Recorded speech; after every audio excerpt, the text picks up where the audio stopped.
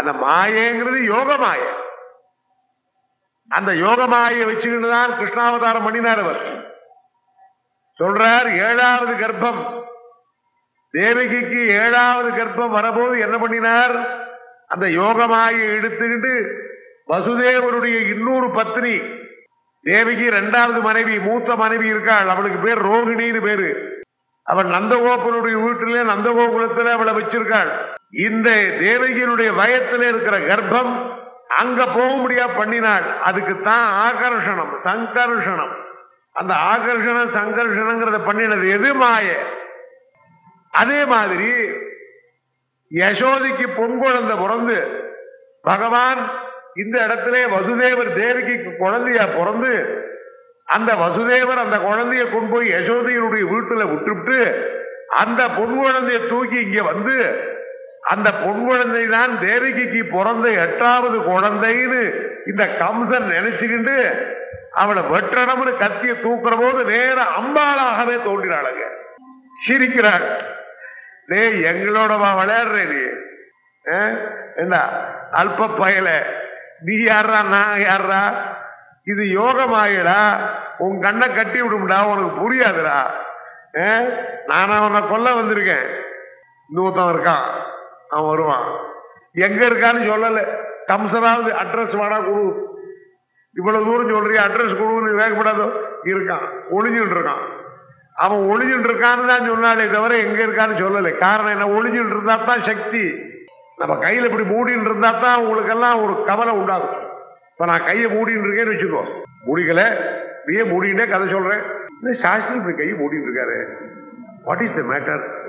ஏதாவது உடம்பு சரியா இல்லையா? சம்திங் ராங் என்ன வேணா சொல்லாமே. அப்படியே நீங்க 2 மணி நேரம் கதையா கேட்கல, கையை மூடிட்டு இருக்காரு, கையை மூடிட்டு இருக்காரு என்ன. அப்புறம் திடீர்னு தரேன், ஒண்ணும் இல்லை. அதான் அந்த மாயங்கிறது ஒண்ணும் இல்லாத வச்சுக்கிட்டு இப்படி உலகத்தை ஆற்றிய அம்மா.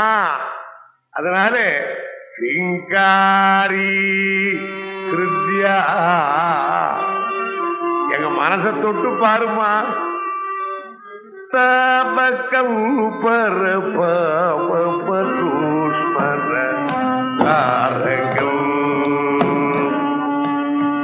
தபக்கம் பர பரூஷ்மர தாரகம் தபக்கம்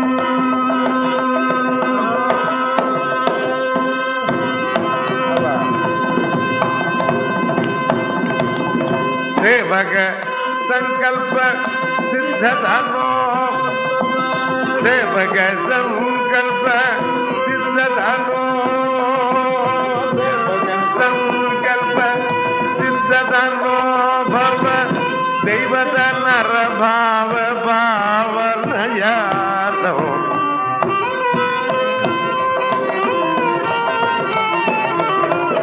தாவகம் வர பாவமனூபர தாரகம் தாரகம் தாவ. கிருஷ்ணாவதாரம் முழுக்களும் மாயதான். அவரே மாயை போட்டு மயங்கிறார். காந்தாரி செத்து போன அத்தனை பேர் குருக்ஷேத்திரத்தில் அடிபட்டு இருக்கிறவாடெல்லாம் நான் காட்டுறேன் அம்மா வான்னு அழிச்சுன்னு போனார். இவருக்கு என்ன தலையெழுத்து? அவ எப்படி போனா என்ன? அவ பிள்ளைகளும் குந்தியினுடைய பிள்ளைகளையும் சண்டை போட்டு செத்துது. இவருக்கு என்ன வந்தது? காந்தாரியம்மா வரையலா என்ன நான் காட்டுறேன். நீங்க கண்ணுல பட்டை கட்டிட்டு இருக்க, உங்க புருஷனுக்கு கண்ணு தெரியாது, அதனால எனக்கும் கண்ணு தெரியப்படாது. நீங்க கண்ணுல பட்டை கட்டிட்டு இருக்க, அதனால பார்க்க முடியாது இல்லையா? நான் உங்களுக்கு பார்வையை கொடுக்கிறேன். கண் பட்டையை நீங்க கயட்டாமலே பார்க்கலாம், பாருங்க வாங்கன்னு அழிச்சுன்னு போனார். குருக்ஷேத்திரத்தில் ஒரு இடம் விடாத எத்தனை பேர் அடிபட்டு விழுந்திருக்காரோ அத்தனை பேரையும் காட்டினார். துரியோதனம் துஷாதனம் 100 பிள்ளைகள் ஆச்சு. 100 பிள்ளைகள் ஜெயதிரதன்கிற மாப்பிள்ளை எல்லாரும் அடிபட்டு விழுந்தது பார்த்தா. அது மாத்திரமில்லை, எத்தனை பேர் விழுந்திருக்கான். பூரி ஸ்ரவசு, துரோணாச்சாரியர், சல்ய மகாராஜா, இத்தார பேரையும் காட்டி விட்டு பார்த்துக்கலாமா? இந்த காந்தாரிக்கு பொறுக்கல.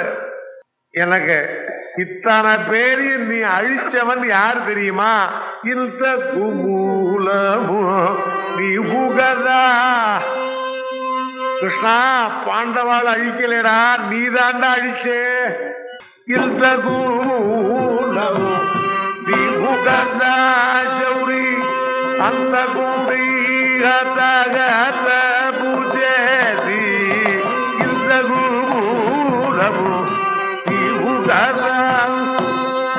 இத்தனை பேரை அழிச்சு கொண்டுட்டு எங்கிட்ட வந்து குழந்தையும் கிள்ளிவிட்டு தொட்டுலாட்டுற மாதிரி ஆட்டினியடா. உனக்கு கொஞ்சம் கூட ஈவு இறக்கம் இல்லையா? என் பிள்ளைகள்லாம் துண்டு துண்டா வெட்டுப்பட்டு கிடக்கிறதா நான் பார்க்கணும்னு நீ ஆசைப்பட்டியா? என்ன பண்ணால் காந்தாரி சாபம் கொடுத்தாள். நீயும் அதே மாதிரி உன் பிள்ளைகளையும் வெட்டி கொண்டு உன் குடும்பமும் அழிஞ்சு போக கடவது. அத பகவான் ஏத்துக்கிட்டார், வாங்கிக்கிட்டார். அம்மா, நானும் அதைத்தான் நான் விரும்புறேன், என் குடும்பம் மாத்திரம் இருக்கணுமா? அதே மாதிரி யாதவாள் ஒருத்தர் அடிச்சுக்கிட்டா. கிருஷ்ணன் இவ்வளவு பெரியவர், யாதவாளை தடுக்க முடியல. யாதவ குலமே அழிஞ்சு போச்சு. எதனால? பகவான் அந்த யோகமாய போட்டுன்னு தான் வந்த காரியத்தை தீக்கிவிட்டார். அதை சொல்றாரு அர்ஜுனனுக்கு. யோகமாயா சமாஸ்ருதா, யோகத்தை நான் பார்த்துக்கிட்டதனுடைய காரணம் என்ன தெரியுமா? அகட்டி தூக்கட்டி தவ மாயா அகில லோக ஜனனி. எதையும் நடத்தி வைக்கக்கூடிய மாய நான் ஏத்துக்கிட்டேன்டா. சின்ன குழந்தையா இருக்கிறது பிரம்மாவையே கண்ணை மறைச்சேன்டா. இந்த காரியம்லாம் பண்ணினேன்டா. காரணம் என்ன தெரியுமா? பரித்ராணாய சாதூனாம் விநாசாய துஷ்கிருதாம் தர்ம சம்ஸ்தாபனார்த்தாய சம்பவாமி யுகே யுகே. ஒவ்வொரு யுகத்திலும் வர ராமாவதாரத்திலே சீத்தி விட்டு அழுத, பரசுராமாவதாரத்துல என்ன அறியாமல் சத்திரியால் அடிச்சு கொன்ன. ஒவ்வொரு அவதாரத்திலையும் நான் பண்ணினதுக்கெல்லாம் மூல காரணம் என்ன தெரியுமோ? இந்த யோகமாயே நான் போட்டுக்கிட்டேன். அதனால அம்பாளுடைய காரணத்தினால்தான், அம்பாளுடைய மாயிடத்திலே நான் வாங்கிக்கினேன். அது யோகமாய திருப்பி கொடுத்துருவேன். அது என்ன ஒன்றும் பண்ணாது. கொஞ்சம் சமயத்துல போர்வை போத்துட்டு இருந்தோம். நம்ம இரவல் வாங்கிக்கணுமானா கவலையே கிடையாது. சொந்தமா வாங்கினா தான் காப்பாற்றணும். நமக்கு ஒரு கொடை இருந்ததுன்னா அது ஜாக்கிரதையா வச்சு இதை வச்சு புறத்தியாரத்து கொடைன்னா கவலையே இல்லை.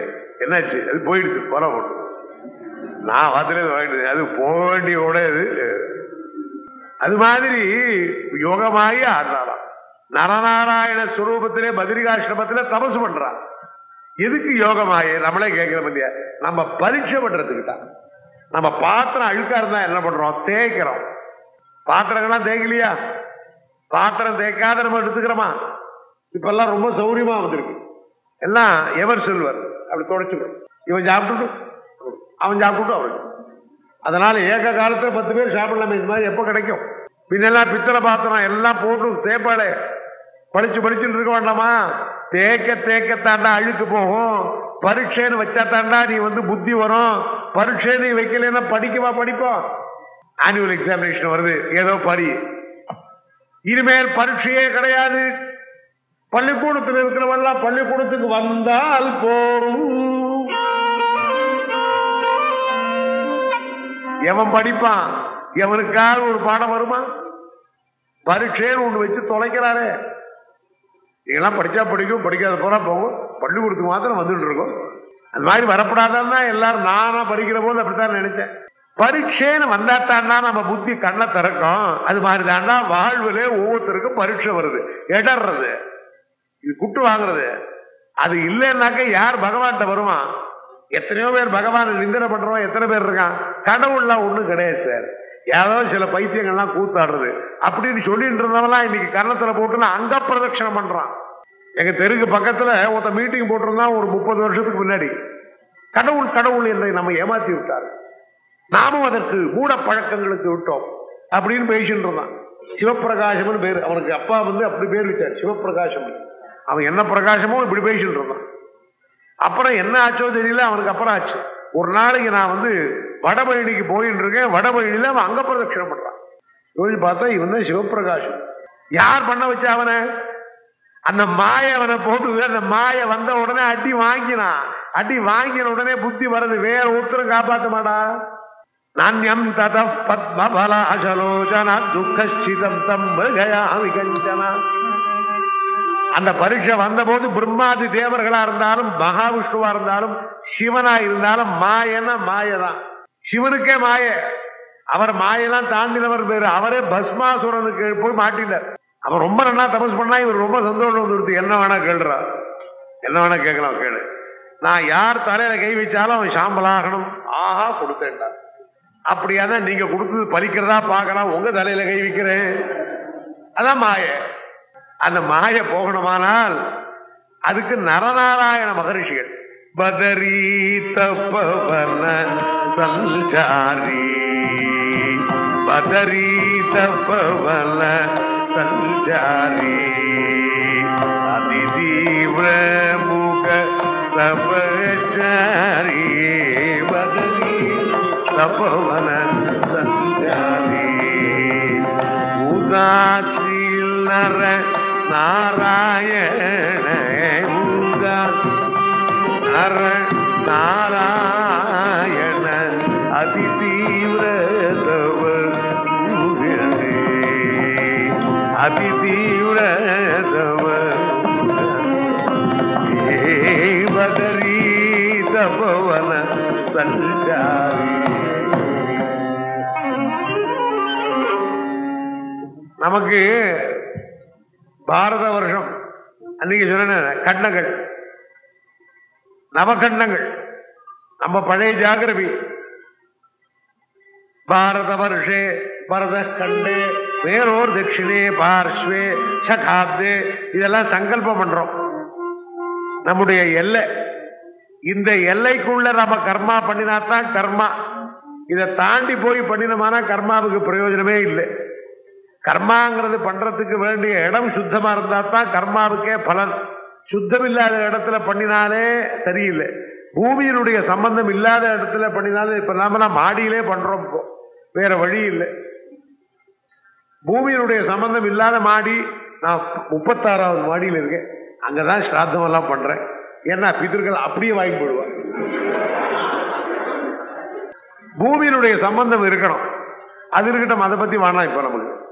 அது மாதிரி இந்த நவகண்டங்கள் பரத வருஷம், கிம்புருஷம், இளாவர்த்தம், ரைவதகம், கேதுமாலம், பத்ராஸ்வம், இப்படி வரிசையா இருக்கு. அதே மாதிரி அன்னைக்கு சொன்னே வைவஸ்வத மன்மந்திரம், சாற்றுழ மன்மந்திரம், சாரஸ்வத மன்மந்திரம், சாவர்ணிக மன்மந்திரம், டைம் லிமிட். மன்மந்திரங்கிறது ஈரா, செஞ்சுரிங்கிற மாதிரி ஈரா. அதே மாதிரி இடங்கள். இந்த பாரத வருஷத்துக்கு ஒவ்வொரு வருஷத்துக்கும் ஒரு தேவதைகள், எந்தெந்த பிரிசைடிங் டெய்டி. இப்ப பாம்பே வந்தாக்க அன்னைக்கு முனிசிபல் கமிஷனர் ஒருத்தர் வந்தார், பாம்பேக்கு ஒரு மேயர்னு ஒருத்தர் இருக்கார். மெட்ராஸுக்கு போனா அங்க, தமிழ்நாடுக்கு ஒரு சீஃப் மினிஸ்டர், ஆந்திராவுக்கு ஒரு சீஃப் மினிஸ்டர், ஒவ்வொருத்தருக்கும் ஒரு சீஃப் மினிஸ்டர் இருக்கா இல்லையா? அது மாதிரி ஒவ்வொரு கண்டத்துக்கும் ஒவ்வொரு தேவதைகள். கிம்புருஷ லோகத்துல ராமச்சந்திரமூர்த்தி சீதாராமனா இருந்துட்டு இருக்கார். அது மாதிரி நரசிம்மன், அது மாதிரி வராகமூர்த்தி மூர்த்தி, இப்ப ஹயக்ரீவர், இப்படி ஒவ்வொருத்தரும் ஒவ்வொரு கண்டங்கள்ல இருக்கார். பாகவதத்துல சொல்றாரு. அதே மாதிரி நம்ம பாரத கண்டம் இருக்கு இல்லையா? பாரத கண்டம்னா இப்ப பாரத வருஷம்னு சொன்னாக்க நம்ம பழைய ஜாகிரபியை சொல்றேன். இப்ப சொன்னா அடிப்பன். பழைய ஜாகிரபி பிரகாரம் என்ன? கிரீஸ், பர்ஷியா, அரேபியா, அப்புறம் ஆப்கானிஸ்தான், பலுச்சிஸ்தான், பாகிஸ்தான், அப்புறம் நம்ம இந்தியா, அப்புறம் பங்களாதேஷ், இப்ப எல்லாரும் கொடுத்துட்டோம். இன்னும் கொடுத்துட்டு இருக்க போறோம், கொடுக்குறோம். தர்ம பிரபுக்குள்ளே அதனால கொடுத்துட்டோம். அது அப்புறம் எல்லாம் அசாம், பர்மா, டிபெட் எல்லாம் சேர்ந்தது பாரத வருஷம். அதுக்கப்புறம் இன்னொன்று மேல இளாவிரதம், கேதுமாலம், பத்ராஸ்வம், இப்படி எல்லாம் இருக்கு. இந்த பாரத வருஷத்துக்குள்ளதான் நம்ம கர்மாக்களை பண்ணணும்ல. நீங்க சாடி அரேபியாவில் போய் கர்மாக்கள் பண்ணினா கூட தப்பு இல்லை, ஏன்னா அதுவும் பாரத வருஷத்தை சேர்ந்தது. ஆனால் மேரோர் தட்சிணே பார்ஸ்வே, மேரு, மேருங்கிறது நார்த் போல், நார்த் போலுடைய தட்சிணே பார்ஸ்வே, சதர்ன் லிமிட் கொடுக்கிறார். அப்புறம் அதே மாதிரி அனுஷ்டானங்கள் பண்றதுக்கு எங்கெங்க புண்ணிய தீர்த்தங்கள், நதி தீர்த்தங்கள் இருக்கணும். இப்ப நமக்கெல்லாம் என்ன நதி தீர்த்தம் இருக்கு? சமுத்திர தீர்த்தம். சமுத்திர கரையில் இருக்கிறதுனால அது உயர்ந்த தீர்த்தம். அது மாதிரி கங்காதி புண்ணிய தீர்த்தங்கள் தீர்த்த கரைகள் இல்லை, தீர்த்தங்களுடைய பக்கத்துல இல்லை, நமக்கு ஒன்றும் பிரயோஜனம் இல்லை. அதனால ஆனால் நம்முடைய தேசத்துல என்ன பர்வதங்கள், 4 பக்கத்திலையும் நம்ம தேசத்தினுடைய பர்வதங்கள் இருக்கு. மேற்கே வடக்கே ஹிமோத்கிரி, மத்தியமேல விந்திய பர்வதம், இப்படி இங்க ஒவ்வொரு இடத்துலையும் நமக்கு பர்வதங்கள் இருக்கு. அப்படி பார்க்கிற போது அந்த பர்வதங்கள் இருக்கிறதுனால நமக்கு ஒரு க்ஷேமம், அதுவும் தீர்த்தங்களுடைய பெருமை உண்டாரு. இந்த தீர்த்தங்களுடைய பெருமையை காப்பாற்றி இந்த பாரத வருஷத்துல நமக்கு அதிகாரியா இருக்கிற தேவதை யாருன்னா நரநாராயண ஸ்வரூபம். ரெட்ட அவ யாருன்னா பிரம்மாவனுடைய பிள்ளை தர்ம பிரஜாபதி. தர்ம பிரஜாபதிக்கு பகவானே ஸ்ரீ மகாவிஷ்ணுவே ரெட்ட பிள்ளைகளா பிறந்தார். நர மகரிஷி நாராயண மகரிஷியா ரிஷியா மாறி இங்க பதரி தபவன சஞ்சாரி. இந்த ஹிமோத்கிரியில மேல இடத்துல பதரிங்கிறது இறந்த பழம், இறந்த பழம் இருக்கிற காட்டுல அவ தபசுக்கு உட்கார்ந்தா. ஆனா அவரிடத்துல தபசுக்கு உட்கார்ந்தாலே தவிர மகா அஸ்திர சஸ்திரங்கள் கொண்டவா. பகவானே அவதாரம் பண்ணியிருக்கார். அவ எதுக்கு தபஸ் பண்றா? தபசுங்கிறது அவசியமான கர்மா. தபசா பிராப்யதே சத்வம். தபசுனால என்ன ஆகும்னா நம்முடைய குணங்கள்ல அடக்கத்தை கொடுக்கும் இல்லையா? சில காரியங்கள் என்ன பண்ணிட்டு இருக்காரு, அவன் ஒண்ணும் பண்றதுல தூங்குறான், அதுவே நல்லதுதான். புறத்தியார இம்சை பண்ணாத தூங்குறானே, அது தாமச குணமா இருந்தாலும் அது ஒண்ணும் இல்லை, கெடுதல் இல்லை. அது மாதிரி ஒத்தரையும் கெடுதல் பண்ணாமல் தபசுல இருந்தா. ஆனால் அவ கையிலே வில்லு அம்பு எத்தனையோ இருக்கு. அந்த வில்லு அம்பெல்லாம் எங்க வைப்பா? கையில எல்லா வித்தையும் தெரியணும். ரிஷிகளுக்கு தெரியாத வித்தையே கிடையாது. துரோணாச்சாரியரை பத்தி பாரதத்துல பார்க்கலையா? துரோணாச்சாரியர் எத்தனை வித்தை வச்சுக்கிட்டு யுத்தம் பண்ணினார் அவர். அதனால எல்லா வித்தையும் தெரியணும். பிருகதேஸ்வரன் ஒரு ரிஷி தர்மராஜாவினிடத்துல நளமகாராஜனுடைய சரித்திரத்தை சொன்னார். சொன்ன உடனே கேட்டுவிட்டு தர்மராஜா கதையெல்லாம் கேட்டுவிட்டு என்ன கேட்டார் தெரியுமோ? அவர் ரொம்ப சுவாரஸ்யமா கேட்டார். என்ன கேட்டார்? எங்கிட்டையும் 100 பேர் கதை கேட்கிறா. கதை கேட்டுவிட்டு கடைசியில சாட்சியிலே ஒரு சின்ன டவுட், என்ன உங்களுக்கு எவ்வளவு பணம் கொடுக்கிறார் மிஸ்டர் மூர்த்தி? ரொம்ப அவசியமா கேட்டாகணும் அவருக்கு. ஏன் உங்களுக்கு என்னது? இல்ல இல்ல எவ்வளவு கொடுக்குறாரு கேட்டேன். எனக்கு கொடுக்குறாரு இல்ல எவ்வளவு விட மாட்டான். நான் இந்த ஊருக்கு வந்த போது கேட்டுருந்தா, இப்ப கேட்கறது இல்லை. இந்த ஊருக்கு வந்த போது எனக்கு ஏன்டா இப்படி கேட்கறாருன்னு தெரியும். எவ்வளவு கொடுக்குறாரு? நிறைய கொடுக்குறாரு. இல்ல கன்செஷன்ல வரையலாம். உமக்கு என்னங்கன்னு சொல்றதுக்கு எனக்கு வாக்கு வரல. ஏன்னா ஏன் இப்படி இவர் கேட்கிறாருன்னா நினைச்சோம். அது மாதிரிதான் இவர் ஏன் வில்லும் கையுமா உட்கார்ந்து இருக்காருன்னு மண்டைய குடைஞ்சுதான் எல்லாருக்கும். இவர் தபசு பண்றவர் எதுக்கு வில்ல வச்சுட்டு இருக்க? இதுக்கு அதுக்கு என்ன சம்பந்தம்? சம்பந்தம் இல்லாத கேள்வி எல்லாரும் கேட்டார். எனக்கு அஸ்திர வித்தை உண்டு, அதுக்கு வேலை கிடையாது, மரத்துல சொருகி வச்சிருக்கேன். அந்த சமயத்துல அசுரேந்திர ஹரிபக்த யார் வந்தா? அசுரேந்திர ஹரிபக்த